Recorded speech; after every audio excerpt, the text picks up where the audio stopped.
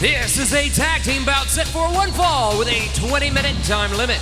Introducing first, at a combined weight of 598 pounds, the team of Puff and Calvin Stewart. Well, we are getting our first look at both of these men in action in an AEW ring tonight. Now, we saw Puff before when he thought he might be Kip Sabian's best man. That was not even remotely true. But he's here now in action. He really is a hell of a dancer, Puff. Tremendous.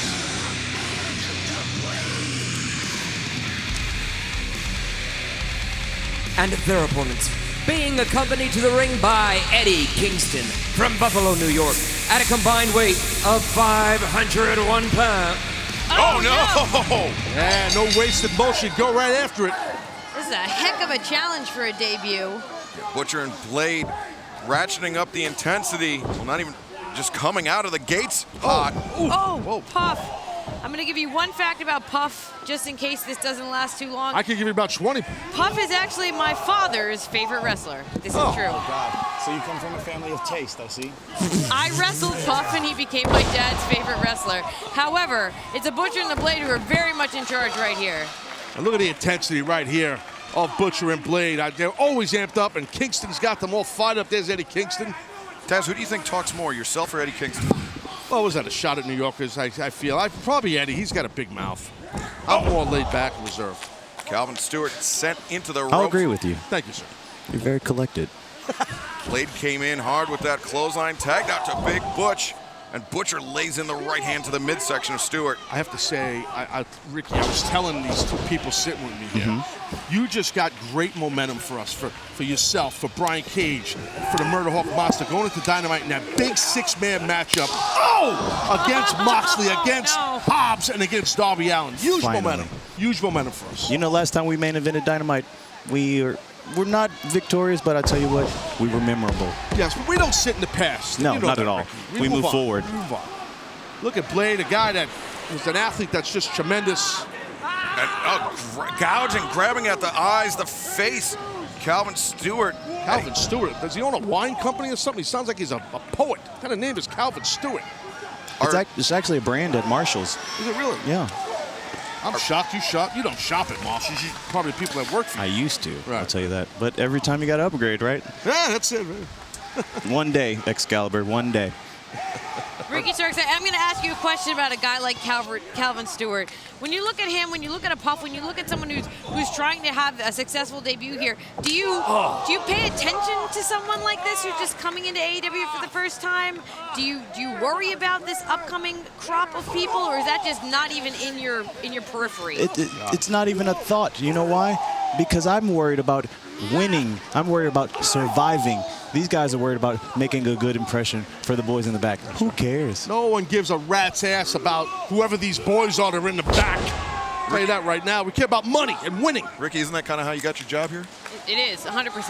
Yes. Listen, we're trying to call the match How for dare you. Excalibur. You know, you don't need to take shots at our guest here, Yeah. Ricky Have Starks. some respect. You know better than that. I'm asking a lot from him saying respect. Yes, he's an envious man. That's why he wears the mask. And you see Blade just kick the face in of Calvin Stewart. Stewart, though, Ooh, he's busted open. drop kick, stopping Blade in his tracks.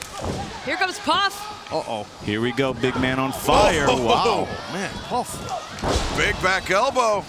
And Puff. What a shot. Not many men can take Blade down with one shot, but Puff did it. Just throw him. I'd love to suplex this guy. Oh, no, don't get out of there, Blade. What the hell is going on here? I've seen this on a Saturday night once. Puff using his size, His girth. to really perplex Blade, and that big right hand to the jaw.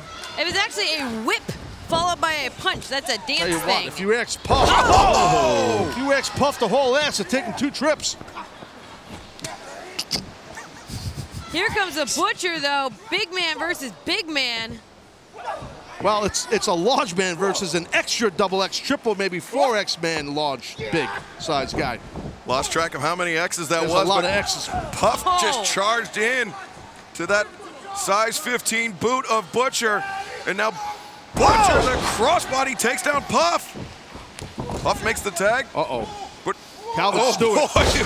Welcome back to the fray, my friend. That's a man right there with intention, folks. Look at that. I love him. Oh, full death from Butcher and Blade. Butcher covers. 1, 2, 3.